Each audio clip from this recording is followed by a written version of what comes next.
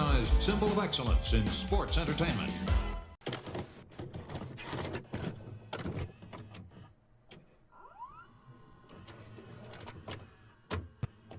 As cold as a razor blade, as tight as a tourniquet, like the skin on a dying man. I don't want a piece of the world. I want the whole world. I make my own rules because it's much easier that way. Trust me.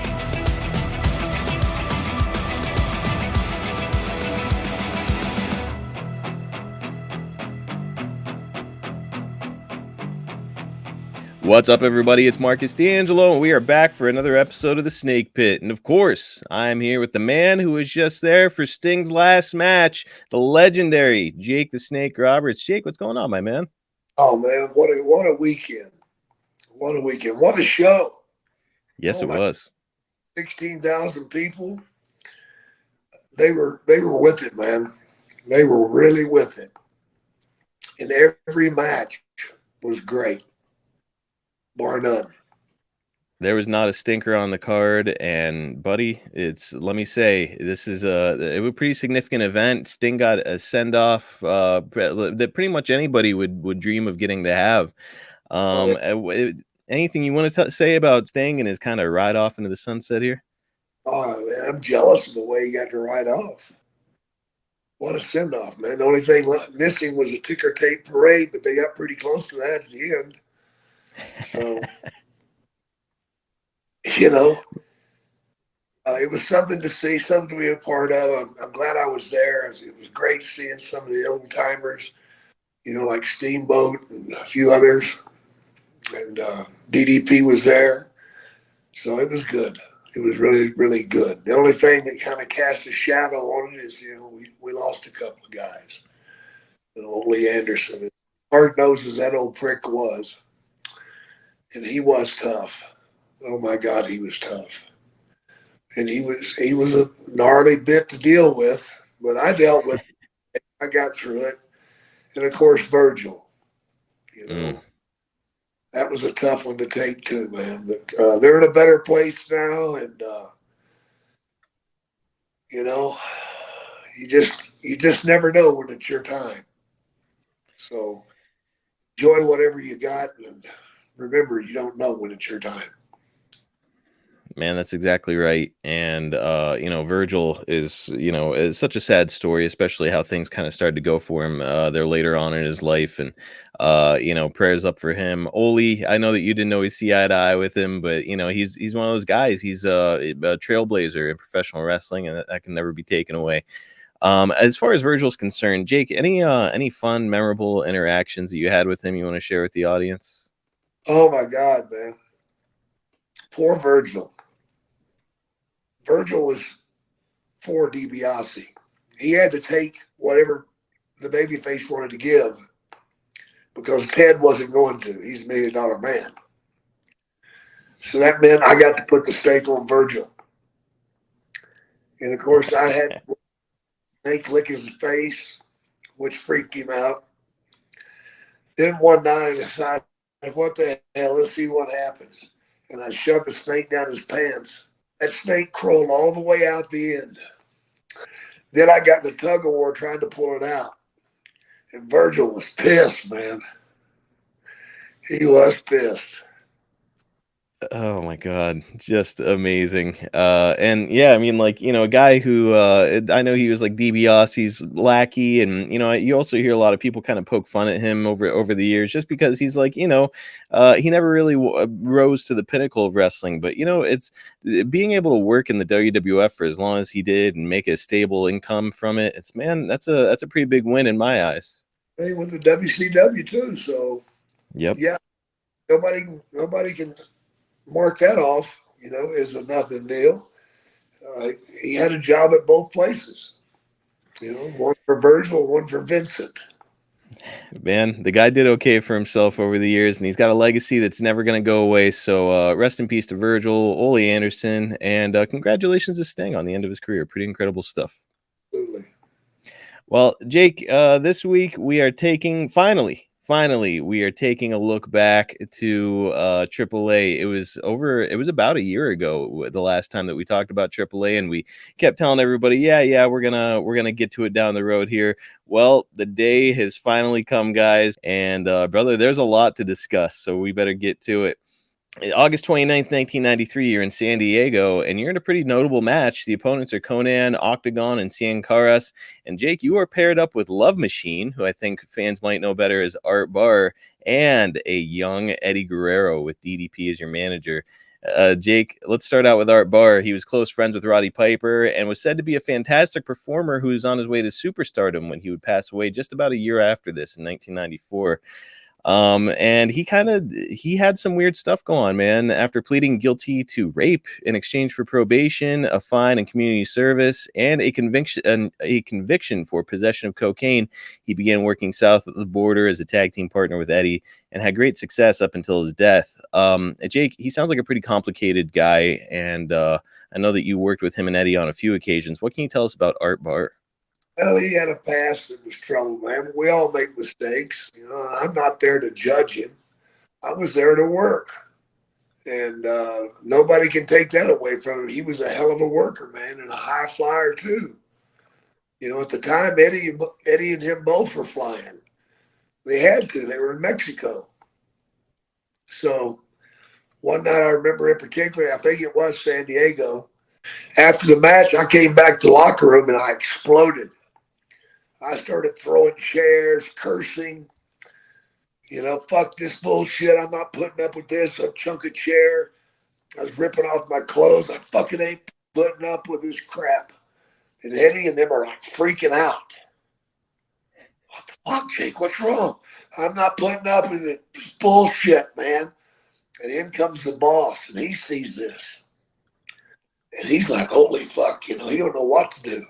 So finally I walk up to him and I said, look, man, you promised me that I'd have good tag team partners. These guys don't bump enough.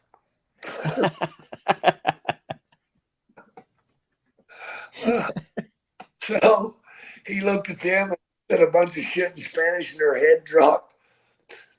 And they, after he left, they said, fucking Jake, you fucking asshole. Fly like fucking pigeons now. I told them they were taking low bumps. That's right. We need some top rope, down to the outside type bumps. Let's do it, guys. Hey, speaking of bumps down to the outside, look, we didn't mention this. Darby Allin took a hell of a bump there through glass, off of a ladder to the outside of the ring. Did you see that bump, Jake? No, I didn't. Brother? No. So they had like chairs set up and like a sheet of glass. Darby's up on a ladder and he's doing like a swanton to try to hit one of the Young Bucks. They move, of course. He goes right through the sheet of glass. So he's coming off of a ladder that's in the ring down to the outside and flat backing through glass. It's holy shit, man. Spectacular stuff, but I worry about that young guy. He goes above and beyond, man. He's that close to being suicidal, man. I don't know what the fuck's going on, man. You know, that's how he lives. You know, and he's getting the most out of it. I'll tell him that for sure. Nobody can poke a hole in his shit. I just hope he's walking by the time he's 50 years old. So maybe dial it back a little bit, Darby. But anyways, back to 93. Let's move on to Eddy. His legacy speaks for itself. He's widely considered one of the most gifted wrestlers of all time. What can you tell us about being around Eddy during these kind of early days for him?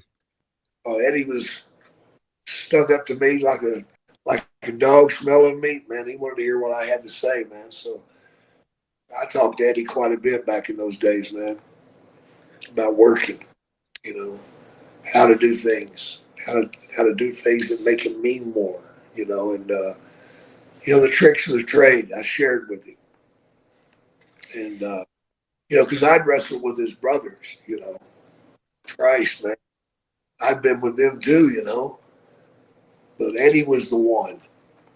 He was the one. Hector and those guys, they could wrestle, they could do their thing, but Eddy was the one. He was a gift. Very gifted young man. And making the most of things. He really did. But working down there, man, was always an experience because the fans down there, they took shit seriously, you know? Yes, they did. And the lack of security. Of course, it's kind of hard to secure anything when you got 1,000 people or so trying to get to somebody, you know? Oh, It was wild and hairy, man. dude, terrifying stuff. We discussed on the last time how you were actually trapped in the arena till 3 a.m. one night and like couldn't exactly go out and have some fun. But I think Oh, you'd break those rules every once in a while. We'll be talking about that here in a little bit. yeah. Jake, there's something happened in this match in San Diego that I think that we have to at least touch on. Later on in Eddy's career, he's going to go on to be a baby face who cheats in his matches with WWE. So, for example, he'll throw a chair or something to Kurt Angle in the ring while the ref isn't looking, and then lay down like Kurt Angle hit him. Yeah. And then the ref turns around and DQs Angle, right? Yeah. You did that in this match. Yeah. Not with the chair, but it was like you feigned that you got a low blow in this match, and that was the DQ finish. And so it's just really interesting to note that, like, here's Eddy, who's kind of picking your brain for stuff, and in this match, you're doing stuff that he would become famous for years down the road. Yeah. Yeah. He listened, he watched, he soaked it up, and he used it. That's what he's supposed to do.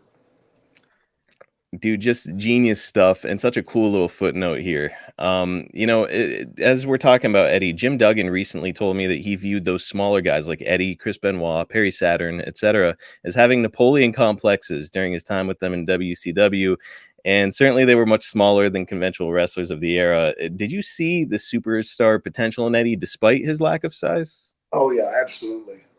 Yeah, he had it, man. He had it. And once you have it, man, you're going. It's hard to derail somebody that has it. Great big eye too, man. Beam. You can tell the X Factor, and Eddy damn sure had it out of the gate. Absolutely. Well, Jake, in September, you are off to Japan, and you're going to make 5 dates over there. You told me before that you didn't have a very pleasant experience in Japan in the early 80s, and now you're back. And listen, I also want to remind our listeners of some of the difficulties of these overseas tours. We're talking about flight and then traveling by bus across Japan afterwards, and then varying levels of accommodations. So, like, it's safe to assume that you got a big payoff, or did you owe somebody a favor? Oh, I got a payoff. Okay. Yeah, a payoff, man. Because I tell you, I hate going over there. I hang up my feet, hang off the bed. Then when I wake up, my feet are asleep. Oh God. And I go to stand up, and I can't stand up.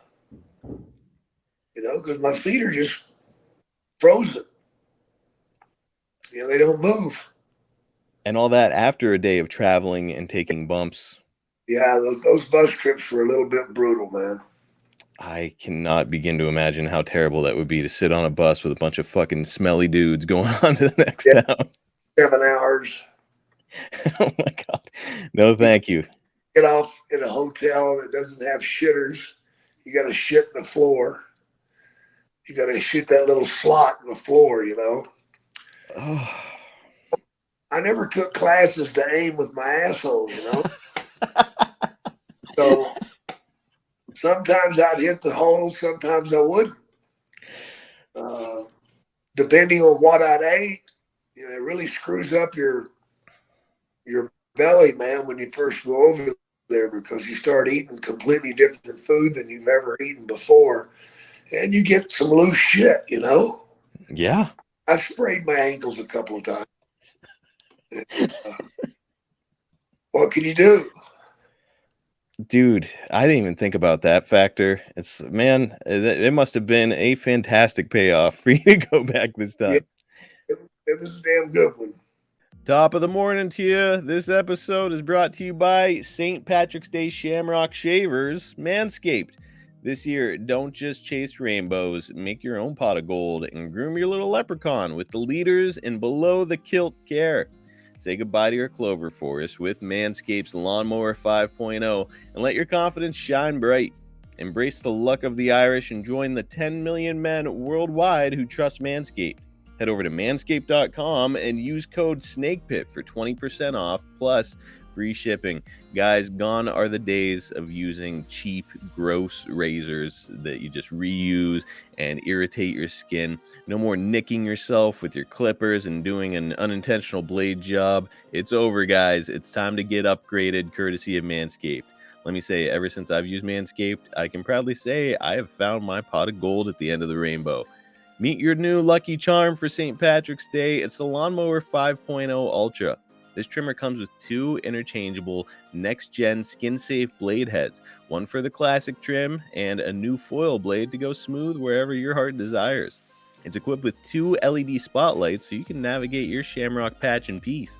Worried you'll make a mess? Don't worry about it. This wonder is waterproof. You can take this dude in the shower. You can shave by the misty moors. You can do this under a waterfall or even doing a rain dance. Its compact case makes it an ideal companion, ready for any adventure or last-minute plans. Trimming the hedges in your Irish garden isn't just for below the belt either. Complete your look with Manscaped's signature Beard Hedger Pro Kit plus Handyman Electric Face Shaver. Whether you're sculpting your beard or cleaning up your neckline, these are always the right tools for the job. It's time, guys. Get 20% off and free shipping with code SNAKEPIT at manscaped.com. That's 20% off and free shipping with the code SNAKEPIT at manscaped.com. This St. Patrick's Day, make sure your little hairy leprechaun is luckier than ever, courtesy of Manscaped. Well, not for nothing, but you've also got some damn good opponents while you're over here. You're going to work with Black Cat, who's Victor Manuel twice during this tour, and go over both times. Any memories of him or just a kind of brief interactions? It's brief interaction, man, really. Great worker. Great worker. Now, September 21st, 93, you've got a very interesting match in Shizuoka. Yourself and Dean Malenko are going to team up to take on Tatsumi Fujinami and El Samurai in a winning effort. Fujinami is just 2 years removed from his title run and short stint working with Flair. Anything you can tell us about working with him, or, again, kind of just passing by? Passing through, man, touching the bases and keep going. That's what it was. I hate it, but that's just the way it was. We just did minor little shit in the ring just to get the match through, and nothing over spectacular happened. But that's just what it was for. And that makes sense. Like, I think a lot of fans are going to say, like, oh, man, I wanted to hear what he had to say about Tatsumi Fujinami. But, like, the fact of the matter is you're here for 5 spots, and it's not like I'm just going to go out on a limb and say you probably weren't watching the New Japan product when you're back here in the States, right?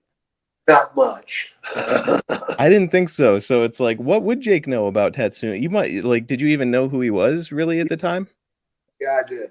Okay, so you knew about his reputation, but that's about as far as it went. Yeah, I've never seen him work. Well, I mean, Dean Malenko, he's with you in AEW there, and small wrestler, but wrestled like he was a lot bigger. And in just a couple of years, he's going to be voted the best wrestler of the year by PWI in 1997. What do you think about working with Dean? Oh, I love working with Dean, man. He's old school. He's old school.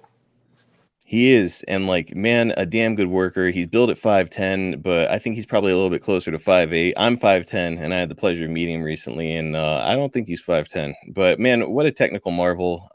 Overall, grading him as a performer. I mean, I know that you're from the old school where it's like, hey, look, you better look like a big guy, a noticeable star. Dean is not that, but he's a great worker. I mean, what do you think of him in general in professional wrestling? A guy his size. Great wrestler. He knows how to wrestle. That's the thing. I don't care if the guy's 5'7", 5'8". If he can go out there and fucking wrestle and make sense of it. Don't go out there looking like you're 6'5" or acting like you're 6'5". No.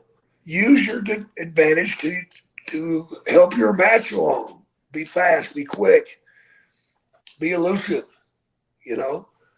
be magical. And Dean did that with his wrestling holds. I mean, he knows 1,000 holds at least. He was the man of 1,000 holds, and yeah, man, he was a blast to watch, and he would tell the story. The story being, if he's wrestling a bigger guy, he's going to get you on the ground and stretch you. It's exactly it. Exactly it. Well, look, we're about to go back to Triple H here. Before we do, or Triple A here, not Triple H. We're about to go back to Triple A, but before we do, I have to ask. Hogan is on this card with you in Yokohama, teaming with Muta against Hawk and Power Warrior. And fans have pointed out the major difference in Hulk's work when he would go to Japan, in that he would work a more technical style. He's bumping more and even throwing like insecurities and shit like that. Why do you think Hulk would alter his style that helped make his name in America? Because that's not what Vince wanted. Vince wanted a certain thing done, certain moves done. Don't do that other stuff. So he didn't. It's man, if you guys haven't seen what we're talking about, Hulk Hogan's work in Japan, I recommend you go out of your way and check it out, because it is very weird seeing Hulk wrestle that style. Yep. All right, your next big moment in AAA. We've got this from the December 6th Observer. Jake Roberts and manager Sherri Martel debuted on 11/26 in Texcoco. They sat ringside at the IWC heavyweight title match, with Cien Caras defending against Konnan El Barbero. In the third fall, Jake and Sherri distracted the ref, allowing Caras to low blow Konnan and score the pin. Roberts is scheduled to work house shows from 12/1 to 12/5. So, Jake, you referenced it last time. You've got Sherri here with you, and the two of you helped Caras beat Konnan. What can you tell us about the crowd reaction to you and Sherri being there? It ape shit crazy. They went nuts, man. We had to find our way back to the locker room. Yeah. Hell, they had a guy there from, he was a concert promoter for Salt and Pepper. Mm-hmm. And he was there, and that dude was like 6'7", 300 pounds. Man, he got back to the locker room. He didn't have a jacket anymore. His shirt was ripped. He had stuff all over him, because they throw everything from piss to taco sauce to all sorts of shit at you, man. Batteries, hit you with chairs. But hell, I'm right behind Sherri, man. Sherri gets in front of me. She won't let me in front. She's punching some bitches in the face, man. She's blasting them and knocking their asses down. Hell, I didn't get to hit nobody. Man, just tough as nails, like unlike any other female performer ever, right? Oh yeah, she was brutal, man. She liked beating up men. She really did. Now, how well did you get to personally know Sherri, and kind of the hard way that she came up in wrestling? Sherri and I were really close for a long time, man. When she first got in, we hooked up and misbehaved a little bit, but this was back when I was 19 years old. I wasn't even in referee, and yeah. So I knew her from the get-go. But she came up hard, man. She came up hard. She had a lot behind the scenes going on with her that troubled her a lot. And from her upbringing, I'm just guessing and saying she probably went through a gamut of issues and relationship problems and all sorts of stuff. But didn't mean she wasn't a good person, because she was. She was a good person. But she's gone too, man, and I miss the hell out of her. She was good people to me and my family, and that's all that matters. Man, it's a lot of us as fans get to kind of hear some of the stuff that she went through, not just in wrestling and how difficult that lifestyle was breaking into wrestling, but also just how she grew up under difficult circumstances. And, I mean, to say that she was a gifted performer is such an understatement. I mean, just gosh, what a talented person. And you and I are going to be talking about Sherri more here as the podcast goes on. Yep. Hope so. From the 321 Observer, although it would only last a week in this position, the largest gate in the United States thus far in 1994 was a AAA show on 312 at the Los Angeles Sports Arena, which drew 13,000 fans and $228,000. The number of fans, which was 3,000 tickets shy of capacity, was slightly less than the sellout the WWF drew in Providence, Rhode Island for Royal Rumble. Although with the higher ticket price, the AAA show took in more money live. So you guys are just doing some gangbuster business here. And Jake, you're meeting Konnan in the main event with Sherri Martel and Blue Panther in your corner, and Perro Aguayo is with Konnan. A lot is happening outside the ring while you and Konnan are having a match, including at one point, Sherri is holding Aguayo. Panther charges him with an object. Aguayo moves, and Sherri gets knocked out. It's hilarious because when they put her on a stretcher to remove her, they actually put a sheet over her, like the blow killed her, it sounds like something she would have come up with. It's just really funny. What do you think about having so much action take place outside of the ring, though, while you're working with Konnan? I don't like that stuff, but that's just their style down there. They want to have as much chaos as possible outside the ring to leave openings for the heel to pull stuff and do stuff and distract the referees and all that. I don't need that. I can do that stuff on my own. But that's the way they do it down there. Yeah, as I'm watching it back, it looks like a complete clusterfuck, but Yeah. there's a pretty incredible moment here that I'm about to show you. Panther continues to interfere in the match, which prompts Mascara Sagrada and his little person partner, Masquerita Sagrada, to come out to the ring, and that brings us to this clip in a pretty wild spot that you're involved in front of a hot LA crowd. Llegó Mascarita Sagrada y Máscara Sagrada a acomodarle. I'm actually going to turn down the volume because it's all in Spanish, but I'll narrate for our listening audience. So Jake, you have got Konnan here. He's down. You're inside the cage, and you've got him hooked for the DDT, but they go to the outside, and they're showing the action outside the ring, which is kind of fucking stupid. But you are hitting Konnan with that DDT, and now Mascara Sagrada is looking to get even with you, and so is Masquerita. Those guys are starting to look like they're scaling the ring here. Yep, Masquerita's getting ready to come up. Do you remember this by any chance? What's about to happen? I think I bench press him, don't I? No, it's a little bit more crazy than that. Was he diving? He's gonna dive on you. There he goes. He's having a hard time scaling the cage, but he's doing his best. He's getting up there pretty high. All right, you're up there, and now Mascara is gonna knock you down. There's a great image of that out there where I think he actually threw some Coke in your eyes or something, Coca-Cola, and now you're selling it, laying down. And here we go, the big high spot. Masquerita's at the top of this very high cage.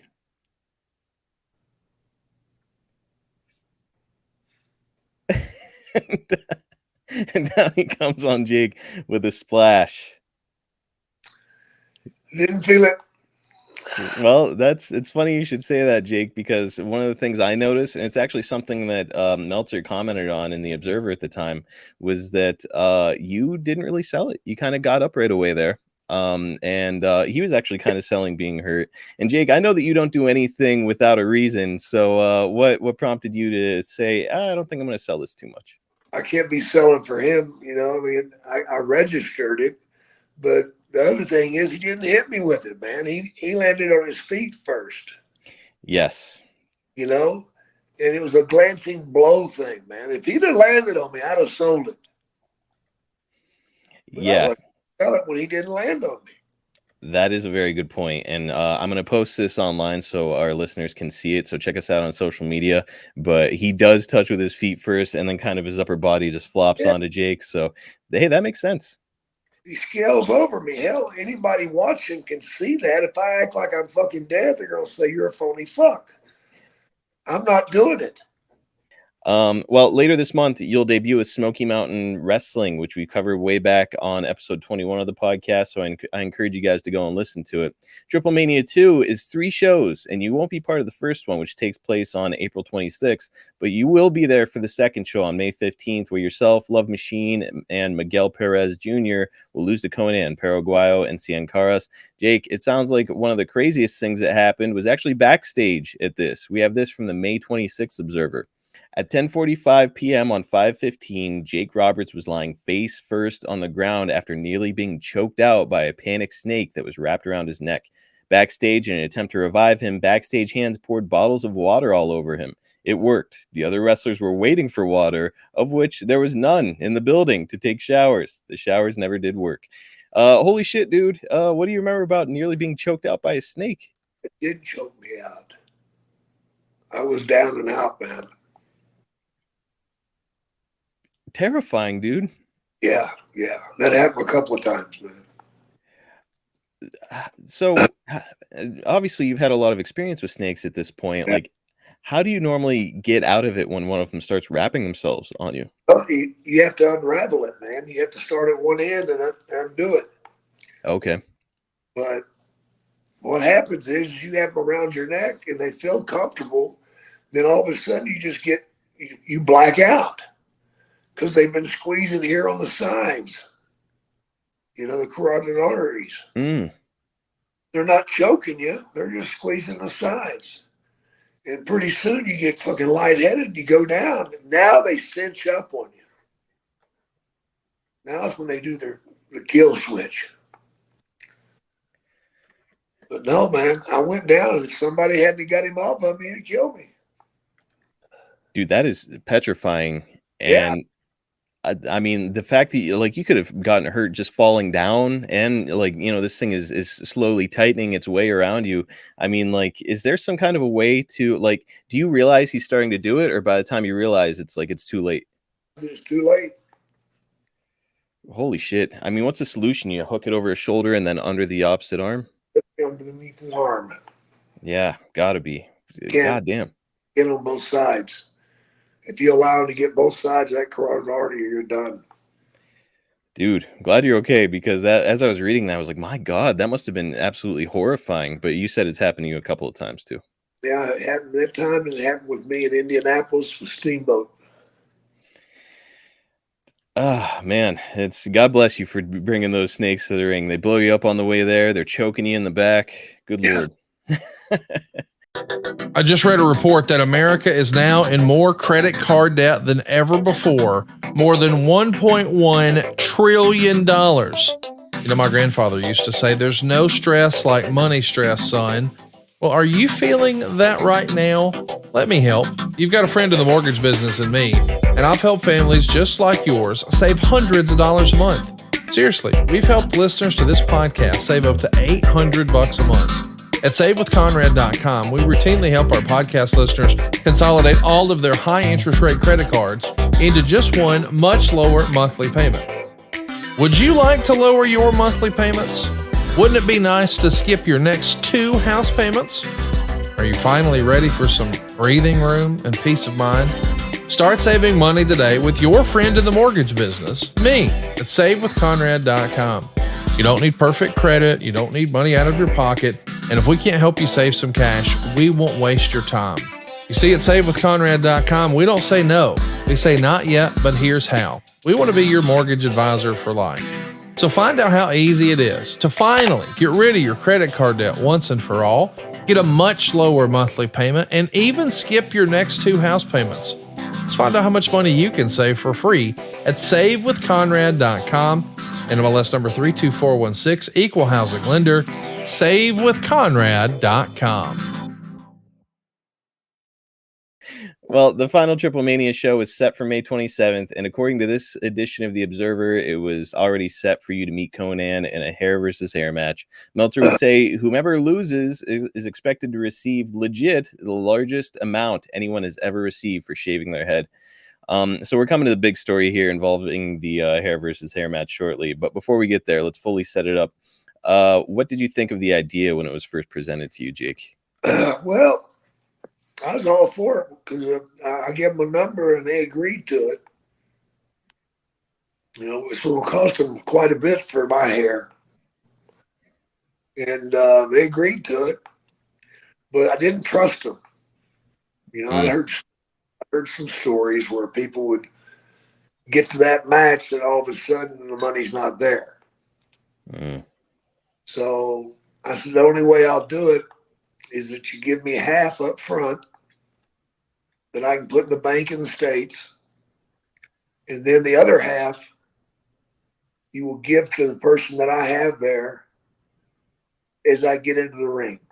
So I got this guy Scotty Riggs to go to Mexico with me. And he was also along with me to kind of help keep me straight. Okay. If you will. And which made my wife very happy. But and he did his job. He kept me pretty tight. But whenever I gave him the money, I told him, I said, you stay in this room. You don't go outside this room. You don't go anywhere. You stay here till I get back. You got it? Got it. Well, lo and behold, I come back and he's not there. So I think automatically, oh my God, they got him. They must have robbed him. So I go and I find him, and he's outside in this corral area, and he's got some bimbo out there.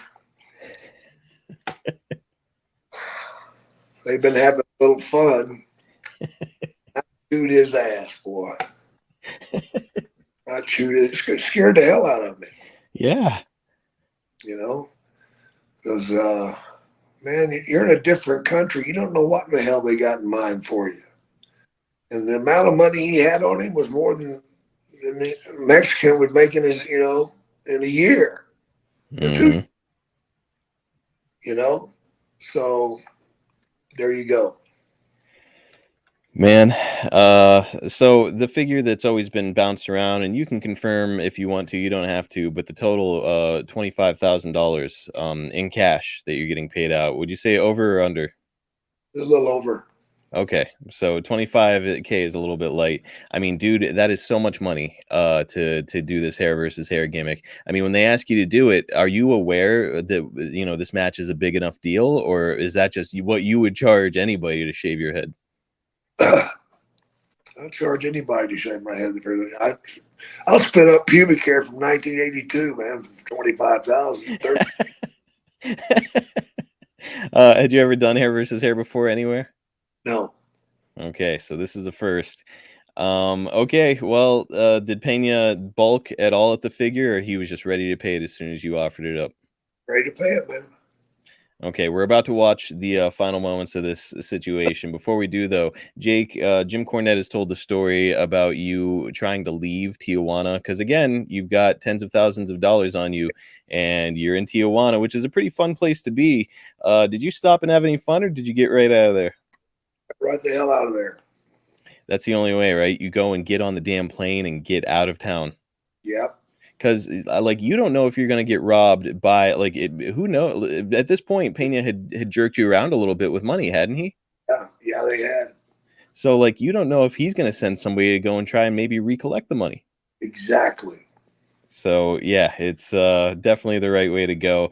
And, brother, this match, it's in front of the largest gate and possibly the largest crowd ever in Tijuana up to the point. You'll end the night by getting your head shaved. Warlord is there with you as a manager, and he'll accidentally club you with a clothesline intended for Konnan. Konnan will get the pin. Future American stars La Parka, Psychosis, and a young Rey Mysterio Jr. are going to come out to make sure that justice is served as you attempt to leave. Let's check out our final clip. Vaya usted a saber.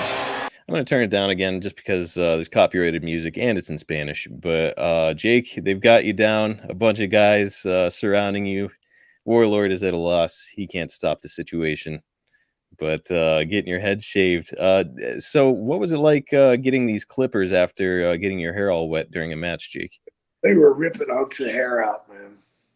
Oh, God. Hair was wet. You're trying to run those clippers over it. It sucked. Electric clippers, whether they're sharp or not, if you've got wet hair, it's not going to shear. It's gonna pull. Yeah. And that's what was happening, man. They'd try to run it across there, and it'd go about 2 inches, and then it'd just clog up. Not to mention, you've already bladed at this point in the match. So you've got a fresh wound on your head, and they're just running this thing over your head, tearing out hair, probably getting that wound a little bit wider. It's just, miserable, dude. Yep. Well, they're all surrounding you, including young Ray. And you're selling it great, Jake. The expressions on your face for this whole thing, you're giving them their money's worth. And you're picking up your hair, and it's a very dramatic moment for you. The snake's in there. Just, man, really good stuff. You're holding some clumps of hair. Ray's gonna take them and throw them down on your snake. And that will wrap that up. So, Jake, got your head shaved there in Mexico, and you get to leave with a nice chunk of change in your pocket. Yep, sure did. Man, what an absolute fun blast over these 2 episodes to look back at your time in AAA. And you'll work a couple more times there this year, and even work in an Enemy Becomes Partners match where you'll team up with Konnan, which is pretty weird. But overall, Jake, when you look back at your time working in AAA, do you look back fondly or not so much? Not so much. Why is that? It was just the hassle of travel down there and the games that they played with you. Your money wouldn't be right. And, you just didn't feel safe. I never did feel safe down there. I can't imagine the stress of it all, with first being jerked around on money, and then you're going into, Tijuana is a pretty dangerous city, and you have to go in there pretty routinely, and you're getting handed cash. And man, I'm sure that you were just glad when this night was over and you were headed back. Sure as hell was, man. Well, look, I'm going to be glad to welcome you guys next week. Jake and I are trying to organize schedules, and it's looking like everything's going to be fine as far as that's concerned. We are looking to capitalize on the recent Dark Side of the Ring episode, which would have aired yesterday as we're recording this. Jake, I'd like to talk to you next week about March of 1991 when Earthquake squashed Damien. You game to chat us up about it? That'd be great. We'll have some fun then. And thanks, brother. That's going to wrap us up. Thank you very much. Okay, guys, you know the drill. If you're looking to attract that 25 to 54-year-old male demographic to your product or service, you have got to get over to advertisements.com. Jake is still a household name. He's back with AEW. He's all over the place. He's shaking hands. He's going to these conventions, and fans listen when Jake talks. If you need evidence of what we do here on the show works, just listen to our show. We are always advertising for the same businesses because they know that what we do here works. Head over to advertisewithsnake.com. Why don't you get teamed up? Make Jake the Snake Roberts your tag team partner today. Go now and check out jakethesnakeshop.com for rare signed collectibles straight from the master of the DDT. We're talking about autographed figures, shirts, 8x10s. There's so much over there. How about the official, original Jake Roberts t-shirts that are available? They're there right now, approved and designed by the man himself. And you want to know the best part? You have the option to get them signed or leave them unsigned. It's completely up to you. There's something for every wrestling fan there, and you've just got to see it for yourself. Again, it's jakethesnakeshop.com. Get over to Cameo. It's cameo.com/Jake Snake for a personal message from the legendary Jake Roberts. Here's a recent review from Anonymous. This was the best decision of my life. Perfection. Thanks, Jake. It's your turn to go make a great decision. Jake delivers on cameos like nobody else, and you are sure to cherish this one for years and years. Again, it's cameo.com/Jake Snake. Get over there and order yours. Get over to the Snake Pit page at boxofgimmicks.com and check out some of the amazing merch we have available for the show. It's not just a great way to support our podcast, but we also are very tuned into the fashion that wrestling fans of the 80s and 90s might be attracted to. That's you guys. That's me. And that's the fashion that we're trying to capture over there. We recently added a new shirt featuring the greatest power couple in wrestling history, Jake and Cheryl. I believe this is the only shirt with Cheryl in existence, and it's a great one. Seriously, just go have a look. You're going to love the style we have on our page. Again, it's the Snake Pit page at boxofgimmicks.com. Check us out on YouTube. It's youtube.com/@SnakePitPod for short clips of the show, some highlights, and some exclusive content. Jake and I are very, very fast approaching that 30,000 subscriber mark, and as we get closer, we're going to celebrate with a giveaway. Do not miss your chance to own a signed figure, a card, an 8x10, or who knows what awesome collectible straight from Jake. Also, we do YouTube exclusive episodes, clips you won't hear on the podcast, and so much more there. Do us a big favor. Get subscribed. Start enjoying everything that the Snake Pit has to offer on YouTube. Speaking of YouTube, some folks haven't heard about it. I see the questions online, so let me add a reminder that Jim Duggan and I used to have a show on adfreeshows.com called The Hacksaw Hour, but that show has now moved exclusively to YouTube. Jim and I wanted to branch out. We wanted to expose the show to more folks, and this is the route that we decided to take. Now, listen, the first 8 episodes are available only on AFS, but there are 4 new episodes on YouTube right now, and every episode moving forward is going to be exclusively on that channel. Also, that channel belongs to Ted DiBiase, and we do a podcast called Everybody's Got a Pod.